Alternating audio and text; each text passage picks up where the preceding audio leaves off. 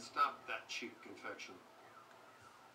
Ray, weren't you going to finish up the install of the Super Slammer today? The Super Slammer? Sounds untested. Tacky and exciting. I'm in. But will it work? Against the minions of a god? That was never the intent. And in theory, I suppose it could. No niin, kuten jotkut saattaa tunnista huomata, niin tässä veivataan Ghostbustersin PlayStation 3:lle, joka ilmestyi kesällä, kun Ghostbusters eli Haamujengi elokuvasta kulut 25 vuotta. Ja tästä päästäänkin tällaisen mielenkiintoisen kysymyksen, Ville, että mitä sä tiedät Ghostbustersista tällaisen nuoren sukupolven edustajana? Mä oon just sitä sukupolvea, kun Ghostbusters oli vielä kova juttu. Että mä pienenä katsoin piirrettyjä tosi paljon ja... Mut hetki, mitä sä oot 18 tai jotain? Ei, 23 okay. Mut Ghostbusters, milloin 85han tää tuli, vai oliko se 84 tää tuli? Joo, mut Ghostbusters oli vielä 90-luvulla kova jätkä. Ne ketkä eli nuoruutta 90-luvulla, niin kuin minä ja Ville, niiden vanhemmat näytti Ghostbusters. Ja Ghostbusters tuli silloin itse asiassa just telkkarista niin kuin varmaan tyyli ensimmäisiä kertoja. Ja silloin pyöri piirretyt silloin tosi paljon. Piirretyt joo, ja Nessillä ja C64 oli Ghostbusters-pelit, mitä pelattiin paljon. Todellakin. Mulla on iso kasa Ghostbusters-ukko ja laatikollinen tuolla kotona. Okei, no siinä tapauksessa se peliä tekevä studio Pomo ei tosiaan puhunut Potaskaan, kun se sanoi, että se on täysin tunnistettava vielä. Eri asia, miten sitten näillä, jotka nyt on niinku, nyt on siinä iässä 2000-luvulla, niin se on sitten toinen juttu. Mutta ehkä tää peli tekee just sen sitten, että nekin tuntee Ghostbustersia. Toivon mukaan. Kyllähän tää niinku periaatteessa on niinku kolmas elokuva ainakin tarinallisesti, tai näin ne on mainostanut, mutta onhan ne myös puhunut, että kolmas elokuvakin olisi tulossa, ainakin käsikirjoitushommat on meneillään. Niin siis Dan Aykroyd, jota sanotaan, että se on Ghostbustersin yksi kantavista voimista ja luovista voimista, niin sehän on aina halunnut tähän jatkoa. Nämä muut näyttelijät, varsinkaan Bill Murray, ei ollut niin innostuneita asiasta, mutta tämä peli kuitenkin saatiin tehtyä niin, että tosiaan nämä kaikki näyttelijät on tässä äänineen mukana alkuperäiset. Ja ilmeisesti, vaikea sanoa mikä on totuus, mutta sanottaisiin, että tämän niin kuin ääninäyttelyyn pelin tekemisen myötä, niin sitten kaikille mukaan lukien Bill Murraylle tuli intoa, että voisi sittenkin tehdä sen kolmannen elokuvankin. Mutta on vaikea sanoa, että mikä on totuus, että oliko se sitten elokuva aidosti jo tulossa, tai siis niin kuin realistinen ennen tätä peliä vai miten päin. Tai onko vaan mainoskin? Niin.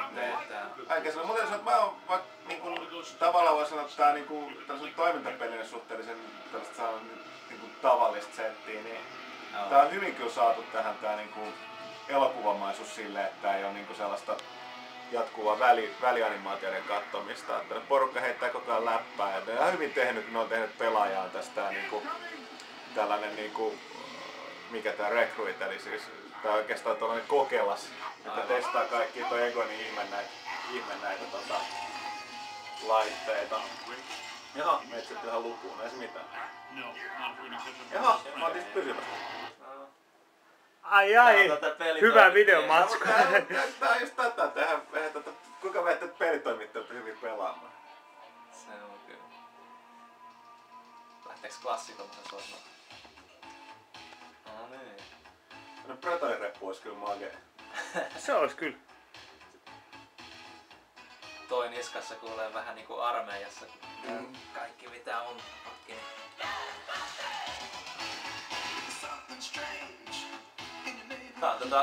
Tää biisi ei koskaan vanhene. Aina kun tää soi, tulee aina hyvät fiilikset. Se onko totta. Mut tosiaan niin yllättävän niinku toimiva. No tästä just näkyy, että miten tää on hoidettu nää Ghostbusters meininki. Tässä musiikki on tunnistettavan tuttua. Ja sieltä tulee Marshmallow Man eli suomennettu marsipaanimies.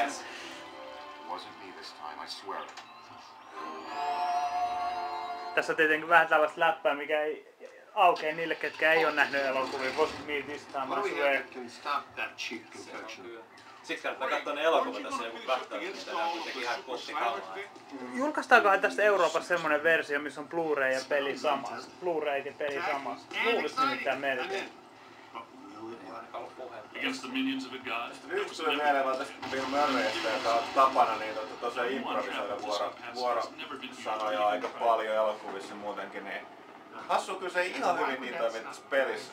Tavallaan se improvisoi vuorosanansa myös tässä niin pelin käsikirjoituksessa aika pitkälti. Mutta jotenkin se ei niinku, toi hahmoanimaatio ei oikein välity kunnossa. Se on hassu, mitä se nyt vasta tajusi, että vaatisi sen, että se omituinen rento olemus on mukana. Se on tosi heikkoa läsnä. Ja kuten aiemmin todettu, ne istuu yksin äänistudiosta, eikä ole niinku keskenään, niin se varmaan syö tosi paljon kanssa.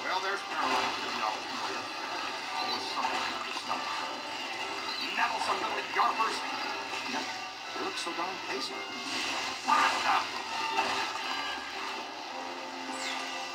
Ne lässähtää.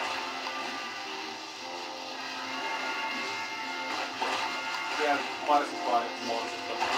Ei marsipaanit, kun vaahto kaikki monsterit. Se suomennus, se jää vaan elämään. Se jää elämään, joo. Hey, more trouble!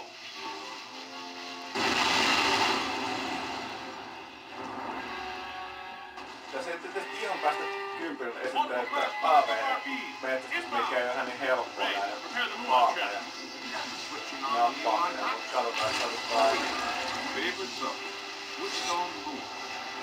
Noniin, siitä lähtee. No, pistää vastaan. Ei oo helppoa. Se on kuin kalastusta, se pitää väsyttää ensin.